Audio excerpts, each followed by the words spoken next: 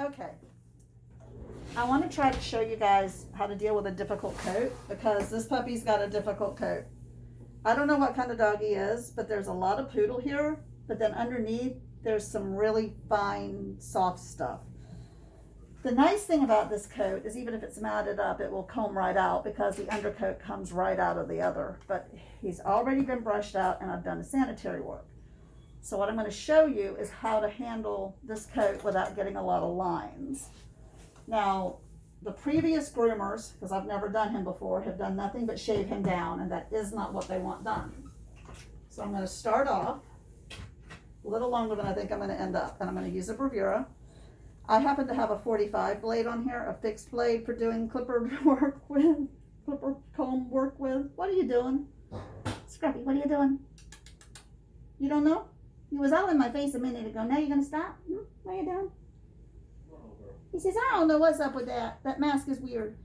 But anyway, I like the 45 under a comb most of the time. It's super fine and it gives a really nice finish. But you can use whatever you'd like to use underneath it as long as it works for you. And if you don't use a bravura, just any comb that's about the right length, you're going to get the same technique. Oh, you see the standard poodle going that way? You see the poodle going that way? You see Sassy? Sassy, old girl. All right, well, anyway, we're going to take this, and I always make the first pass down the back, straight down, one width, and then usually another half a width on either side. And something I don't normally do is back brush. I just don't do a lot of that. But in a case like this, with this kind of coat, I'm going to back brush it one time. I'm actually really happy with this length, so it is going to stay this length. And I'm going to go one more time down where I've already clipped. And you see how smooth that is? It looks really nice right through there. Turn that way. And when we get here, the hair grows a different direction. So again, the trick is follow the lay of the hair. And I sing that to the tune of Follow the Yellow Brick Road. So you follow the lay of the hair. And what you're going to need to do is just make sure that you don't cross-cut anything. Because if you ever cross-cut this kind of coat, you are going to have a problem. And the coat kind of goes this direction, so there we go.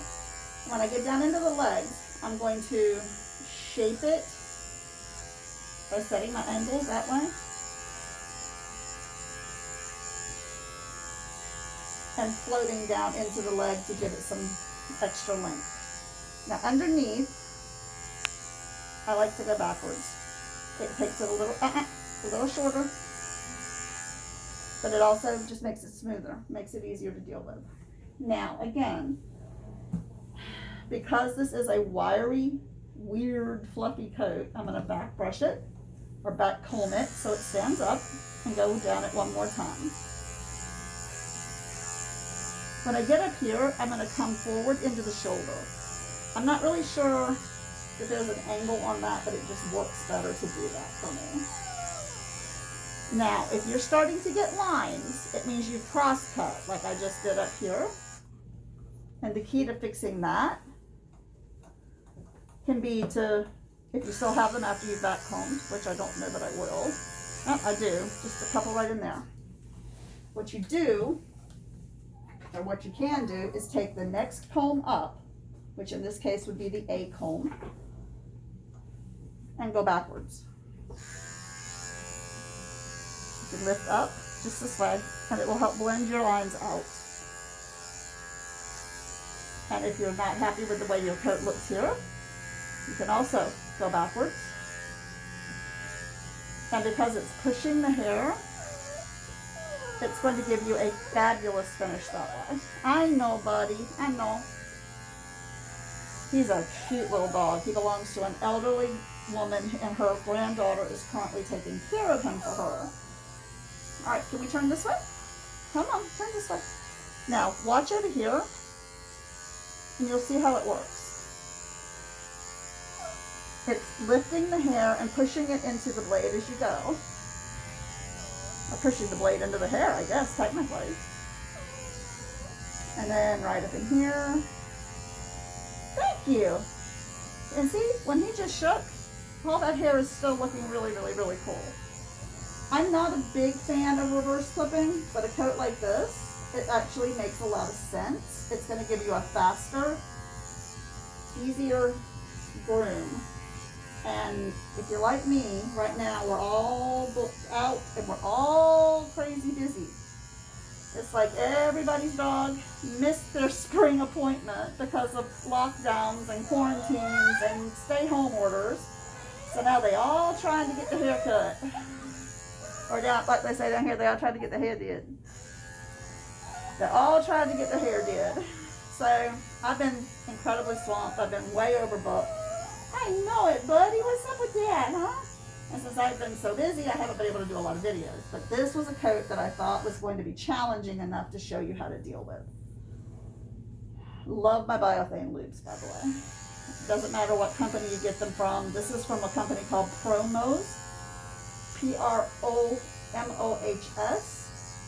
It says champdoggear.com on them. I paid for them. They were not a sponsor of this, but I do love them.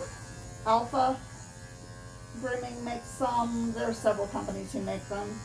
And if you buy them, you don't have to wash your loops in between. You can simply wipe them down with whatever you're using to sanitize your table with. Hey, buddy, stop it. Stop it. Thank you. Stop it. Come here. Stop, stop, stop. Now, I'm going to do the same thing underneath that we would normally do by cutting in a neckline. Because you want this area under here tight in case they wear a collar, and just to give the head some depth, some distinction from the body.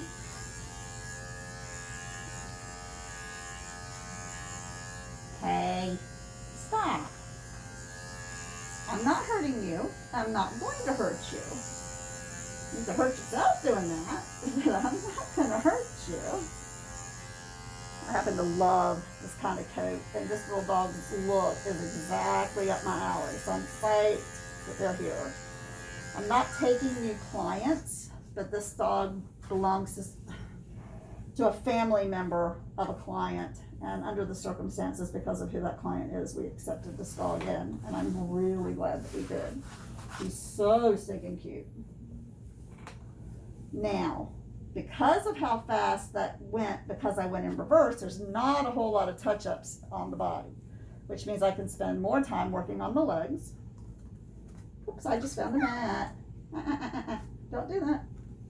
And it's out. There we go. It was that simple. It was that simple. Little bitty thing. All right. And I know some of you are going to ask where I got my table mat, and I bought it at a discount store local. I wouldn't have a clue how you could find one. I love them. I have a collection of different mats depending on what color dog I'm working on, but this one is fairly universal. But again, because I did him in reverse, there's not going to be a whole lot to touch up here. If there were, I would use my curved chunkers. And there goes the phone. Let me grab that while he sits here if I can find my phone. Cut above, may I help you? No, we're on Whispering Pines. Are you trying to call somebody in North Carolina by some chance? Okay. I'm sorry. I have no idea what that was all about. I don't know where Redwood Road is. Anyway, I would use my curved chunkers like I was saying. And just skim over the dog and get some neatness in there. Just like that. And I am going to use a combination of different shears on the legs because it's just a weird texture again. I'm going to start off by rounding my foot, which some of you don't do this, but I like to do this so that then I know how much hair to take off of the leg. When I round my feet, I like to hold them in my hand. Some people don't do it that way. It's the way I've always done it. I think it works better. Some people prefer to do it on the table and then pick it up to neaten it. I have a really hard time doing that. So, once you get your foot set, then you know what to take off the legs. Now, he's going to have some holes in his legs from where they've cut on him and where there were some mats that when you got them out left a hole. But overall, just a slightly longer leg.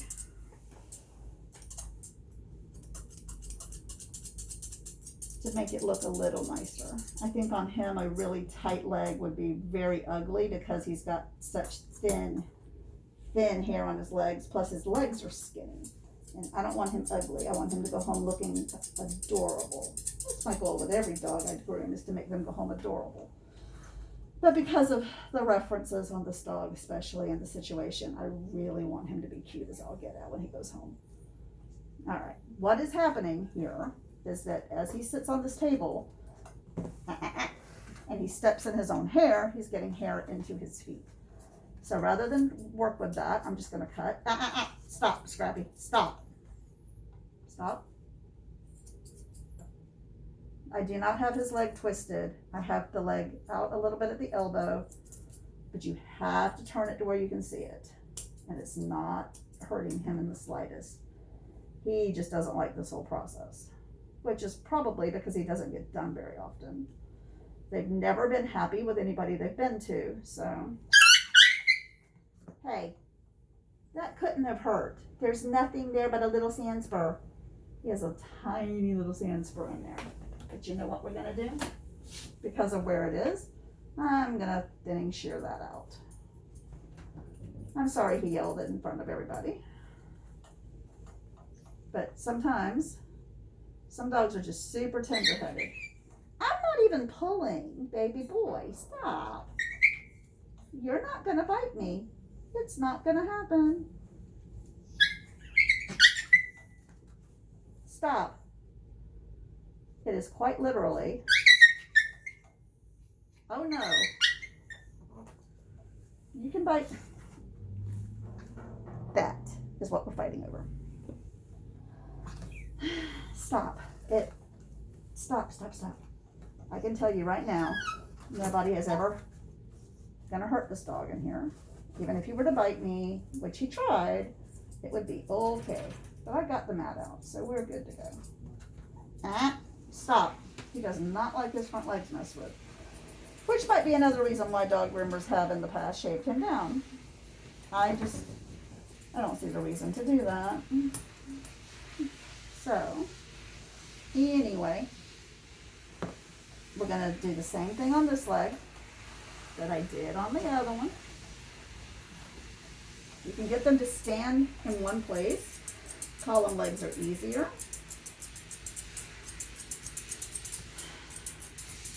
In case you're wondering why I asked the woman on the telephone, was she looking for the place in North Carolina?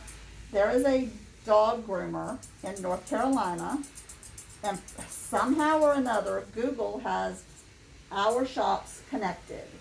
My website is on her Google page. She will not fix it, and I cannot fix it because I do not own her site, her Google page.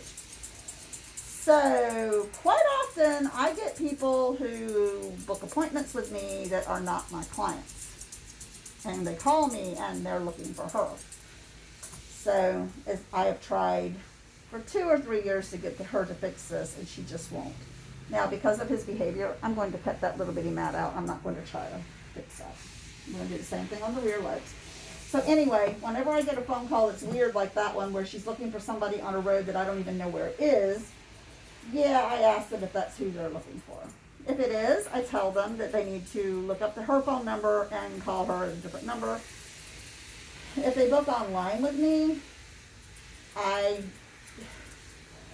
try to call them, because it's not fair for me to take their appointment and then have them show up at her place. I don't do that to people. So I've had some people suggest I do that, but I'm not going to do that. All right, he likes his back legs touched better than his front legs. And yes, I have scissors on the table, but they are closed and they are out of the way. I also have a whole bunch of other stuff on my table that may not need to be here, but that's okay too. See, he doesn't mind his back legs touched. It's weird about that front leg, isn't it? Very weird. He let Brian dremel his nails, so that's very odd. But, as you can see, we're getting a really cute, fairly easy to finish leg this way. And I am going to back comb it and then pop him up and down once or twice like that. Just a little shake just to make the hair fall better. That'll also move that front leg around a little bit for me. And then I want to take the back. I'm really funny about my angles on my back. I want my back butt here to be super cute and super tight. The reason you want it tight is to keep poop off of it, especially if they belong to an elderly person that may or may not be able to take care of that problem at home. So you want it to be nice and tight and rounded. See how cute? Gives you a super cute little butt right there. And I do cut in angulation even on a pet. So right back here is really tight. In fact, I'll show you. I have scissored this, but I've also clipped the inside of the legs like you would on a schnauzer. I do that on just about every dog that I groom, unless the owners have asked not. Now, not this tight on everybody in the rear, but given the circumstances behind this dog, we're doing it that way. I actually think it looks really, really cute on this puppy, so I'm not going to argue. Now, let's see if we can finish this other leg on camera. Oh, I know. Now, see, if you'll hold the tail up, it will allow you to get your rump set really easily. I tend to turn my scissors around to get that way, and you can't really see what I'm doing. Let's see if I can raise this up a smidge. There we go, that's better. It's hard to groom and stay out of the camera angle as well. And it's really hard when you don't know the dog and you don't want to have a problem, especially because we just figured out he's a little shady on those front legs. But, pick up my comb. And before you ask, I'm using my Utsumi, my crescent or half moon. I love that comb. That is my favorite comb.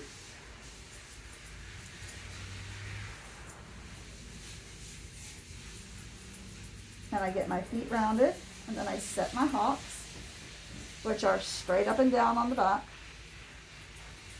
It gives a nice tight foot and a nice tight leg that's not going to give them any trouble with matting and no trouble bringing in trash. Hold up. Shake, which I can pop him up and down like that, or I can just shake from the other side and it'll fall. The shake and fall method is pretty cool. You comb the hair you comb the hair up and then reach on the other side and shake, and it moves the hair. It's a pretty cool technique. I've been doing it for years, since I bought my soft-coated Wheaton.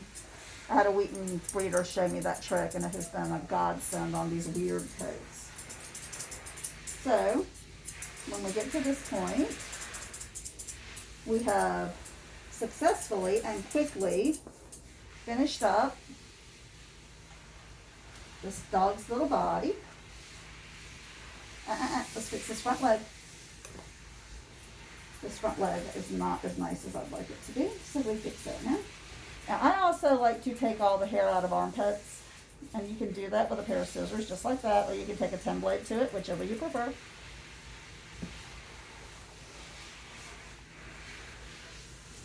And just to show you something, and I should have shown you this to begin with, he has some spots underneath. Those are allergy spots. That is not from a clipper. He has got some allergy skin going on. Owner is aware. He's on a medication for them, and the vet did give clearance to get him groomed. In fact, the vet encouraged them to get him groomed. Said that it might help his skin, and I believe it will. I really believe in his case it needed to be done before they went to the vet clinic, so the vet could actually see more what was going on. Because when I shaved his belly, there were some mats where he had been chewing at these little allergy red spots. But now they're open and they can get their medication on them a little bit better. Okay, now, let's get some hair off the table.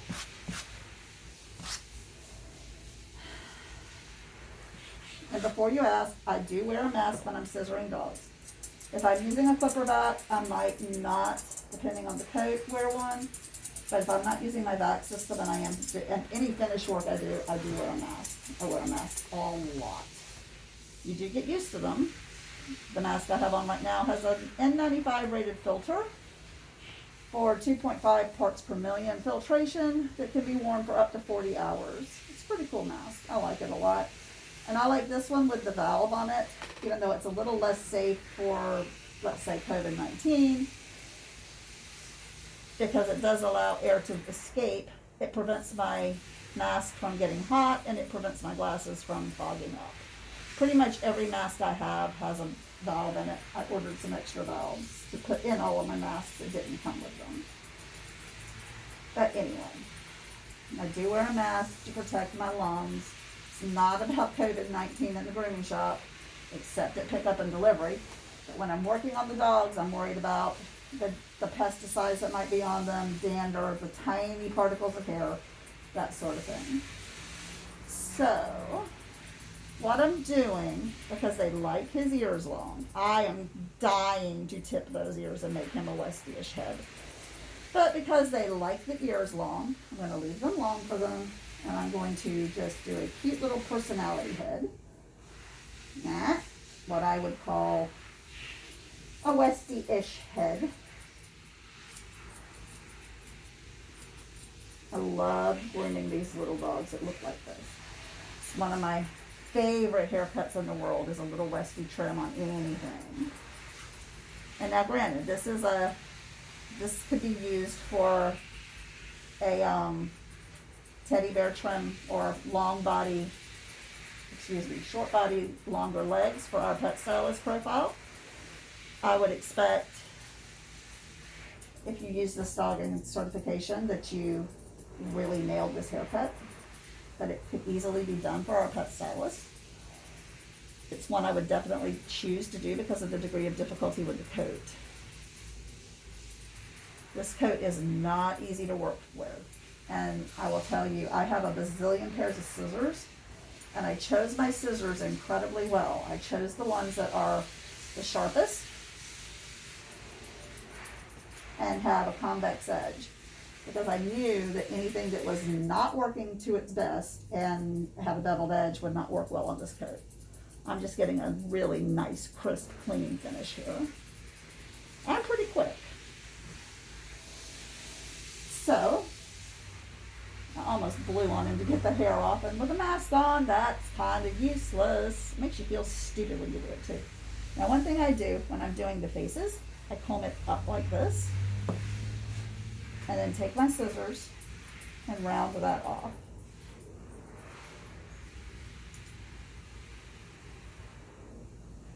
It had some wet hair on the edge of it. It wasn't closing as well. There we go, that's better. I round it off. Okay, I'm going to use my chompers.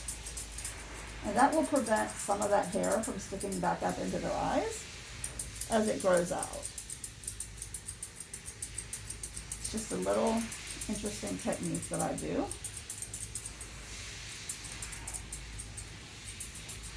And I like my curved chunkers for these types of hair because they just leave a little bit of texture. Good job, buddy. I'm so proud of you. I am. I'm really proud of you. You're the sweetest puppy when you're not trying to bite my finger off. That's right. You're just so sweet. I don't know why you was trying to bite me over such a tiny little mat. Okay. Now, I'm going to show you something else here. I'm using my wall, which is gray, to be able to see what's going on with the top of his head, because take the mask down and blow. When it is white like that, it can get lost, especially if I happen to be looking up at the white paper behind him, and his hair blows right in. The gray wall behind me gives me a chance to see that this dog is got a funky shape on top of his head currently, but I just fixed that. Now, then I comb the head forward to get my basic shape the way I want it. Comb the head forward and fix anything that falls out of place. And then you comb it to the left and do the same thing. Oh, wrong scissors. I knew when I picked them up they didn't feel right. And then to the right, and repeat the process.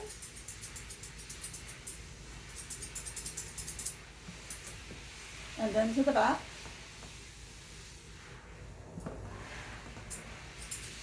And blend it into the back of the head and down into the neck.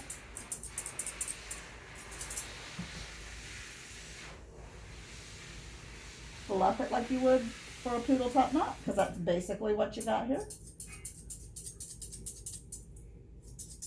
And there you go. Super cute. I really want to take the hair off those ears. But anyway, I'm not going to because they don't want it off. They like it that way. The last thing I'm going to do is underneath the chin because I really do need this hair here to hold on to. I'm going to take my thinners under here, my little scissors, and get that tear staining out because there's a little bit of matter built up in that. And then I'm going to just soften the edges on this a smidgen more than my chunkers got. And right in there, there's a little bit of that. And then I'm going to show you what else I do. Right through here, this hair is getting in his mouth. I'm going to take my thinners right in there and get that little bit of hair. Some people call it a monkey butt. Christina Pulaski is one of those people, or Christine Pulaski. I just like a clean lip line. If you do it with thinners, it's not that noticeable, but you get any hair that the dog, when it licks, gets it up in their mouth. That will actually help with bad breath. It will help with tooth decay. It makes it overall easier to keep a clean face on a dog. And you can use a blade. I do on some dogs, but almost every dog I groom, if it licks any hair, and this right here gets trimmed off. And it's really cute that way. And now we're going to finish under here. The last thing I do is the chin because I do need to be able to hold on to that hair. I like tight chins. It keeps it out of water and out of food.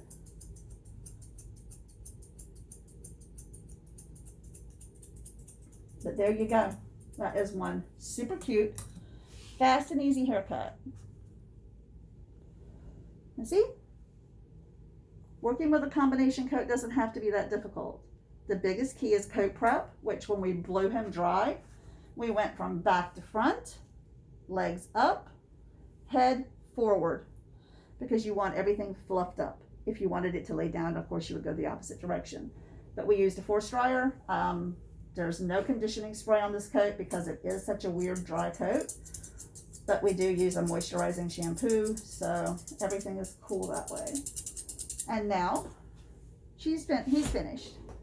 Scrappy, what you doing? Huh? What are you doing? You love me now? Do you like me now? You like me now? I like you. Scrappy.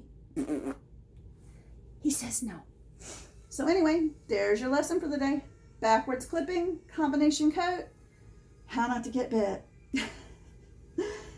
I got to get to work. I got a bunch more dogs to do today. But there's your lesson for the day. Bye, y'all. Scrappy says bye. Scrappy, what are you doing? Huh? What are you doing? You okay? There's the tail. He's not going to give me kisses, but at least he's wagging his tail. See? He's not mad no more. What are you doing? What are you doing? We're good to go. Y'all be safe. Mask up. Stay safe.